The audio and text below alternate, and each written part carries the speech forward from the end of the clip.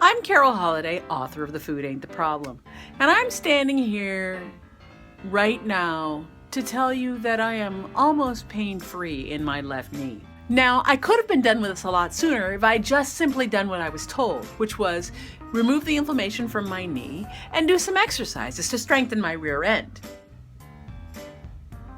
Even though I knew that strengthening my rear end would take the pressure off of my knee and also removing the inflammation would, bring down the size, I chose not to do them.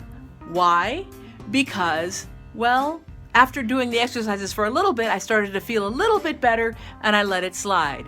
And as far as removing the inflammation, I did a little research on the internet and I found out that maybe removing the inflammation wasn't such a good idea because after all, isn't it supposed to be there to protect your knee?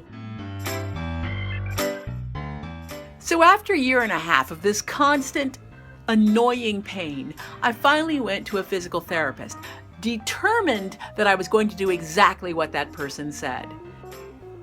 Oh my goodness, you cannot even begin to believe how much better I feel. I feel like going out and running, except I know not to do that until I learn the exercises that I'm supposed to do to strengthen my backside. It got me thinking about God's commands to repent from the sin in our lives.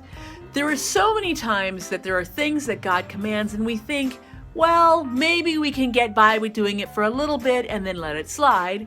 Or we think there's a better way of taking care of the thing that God commands us to do. So we live in this constant nagging lack of power in some area in our lives because we simply won't do what we're told.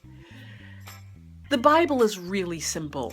Whether it is in your relationships, whether it's in your job, or whether it's in how you view even eating, God's commands are simple. Now, it's going to take a while for my knee to recuperate. And in the meantime, I'm going to do exactly what I was told. And eventually, I'll be able to run again without pain. Or even sit down, for that matter, without pain. Likewise, when you begin to obey God in some area that you have been struggling with, it's going to take a little bit of time before you can actually get really accomplished at it. But hang in there. As Isaiah 40 says, those who wait on the Lord will mount up on wings like eagles. And that is way better than being able to run. So, what is it that God is calling you to do in your life? What area is He calling you to repent of? You don't have to live in the pain of this besetting sin. Yes, it'll hurt a little bit to let go, but it'll feel so much better when you're better.